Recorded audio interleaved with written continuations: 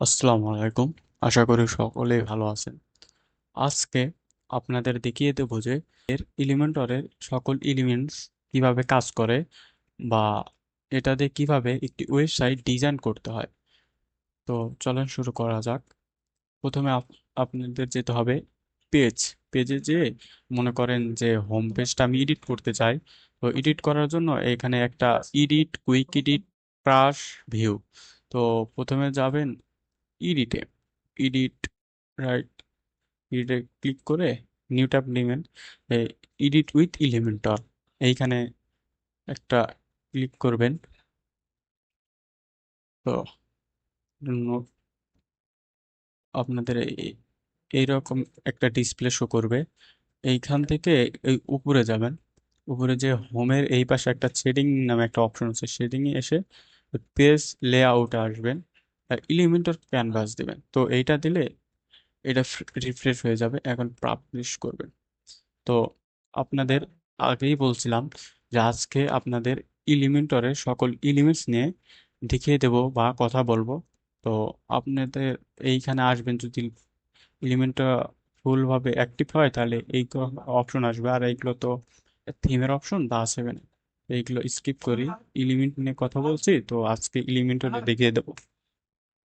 প্রথমে আসবে আমাদের, যদি এইখানে প্রথমে আসতে দেখছি কন্টেনার। আসলে কন্টেনার কি, এইটা যদি এখানে ড্রাফট করে ছেড়ে দেন তো বুঝতে পারবেন কন্টেনারটা কি আসে। আমি বুঝিয়ে দেই।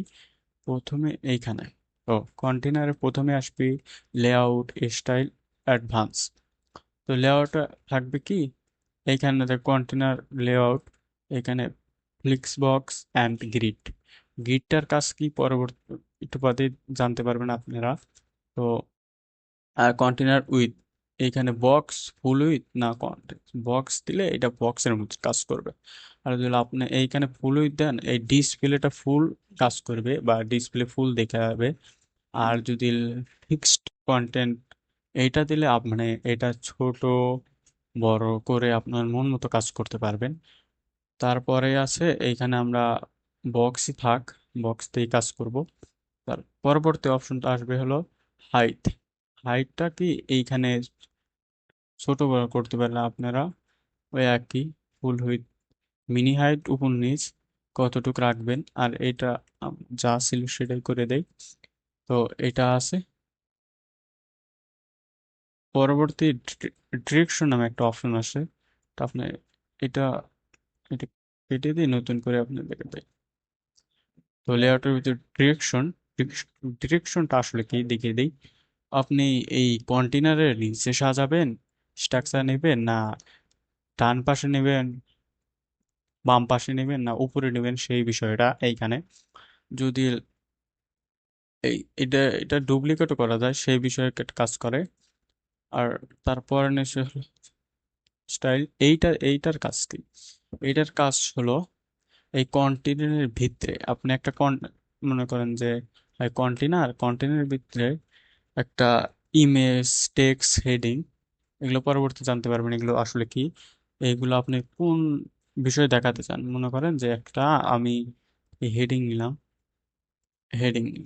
এখন যদি এই কন্টেনারটা ধরে কন্টেনার ডিরেকশন চেঞ্জ করে দিই মাঝখানে, তো এইটা এই নিচে যতটুকু এইটা যদি আমি দেই, নিচে যতটুকু জায়গা নিবে উপরে যতটুকু জায়গা, এখানে দেখতে পাচ্ছেন না। তো এটা দেখার জন্য আপনাকে কি করতে হবে, এই মিনি হাইটটা একটু বাড়িয়ে দিবেন, তাই এটা বুঝতে পারবেন। আর এটা আসলে তো এই পাশে অ্যালাইন আইটেমস, আর এই পাশে ক্লিক করেন তো এই পাশে চলে আসবে এগুলো গ্যাপস।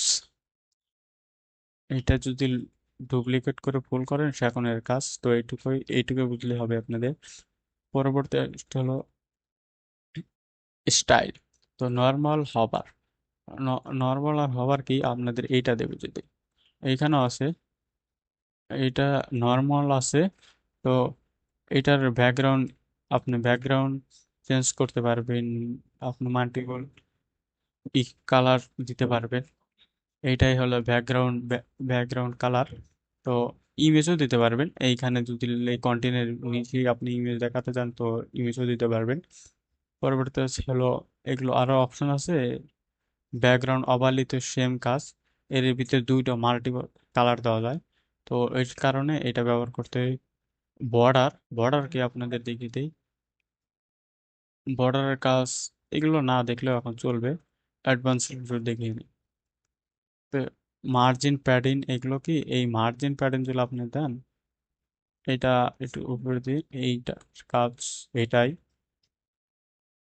লাইনটা এদিক সেদিক নেওয়ার বিষয়, এটা কাজ করা।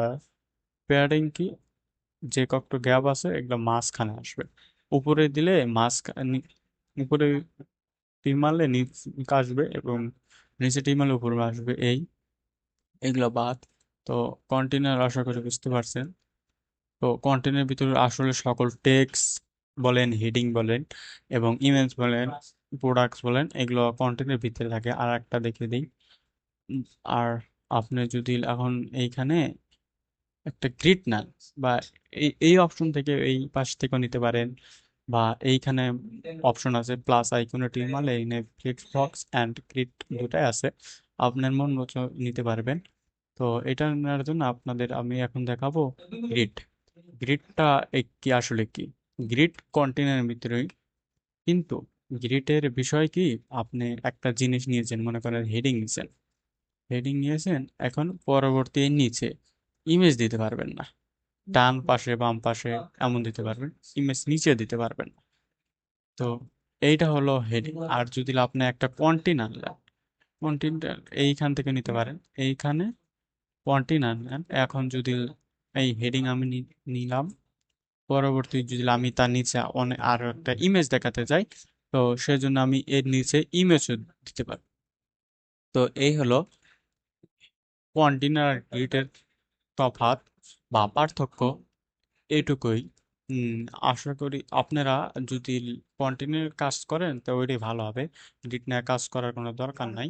তো আশা করি গ্রিডটা বুঝতে পারছেন। আর এইখানে কন্টেনার গ্রিড আছে, প্লাস আইকনে ফ্লেক্স বক্স অ্যান্ড গ্রিড আছে। তো আপনি এইখান থেকে নিতে পারবেন, এইখানে অনেক স্ট্রাকচার আগে থেকে দেওয়া আছে। মনে করেন তিনটা কন্টেনার নিতে চান, তো এইখানে নিতে পারবেন তিনটা, বা আপনি দুইটা নিতে চান, এইখানে দুইটা, এমন আপনার ডিজাইন অনুযায়ী আপনি এইখান থেকে ব্যবহার করতে পারবেন। পরবর্তী এইখানে গ্রিড আছে।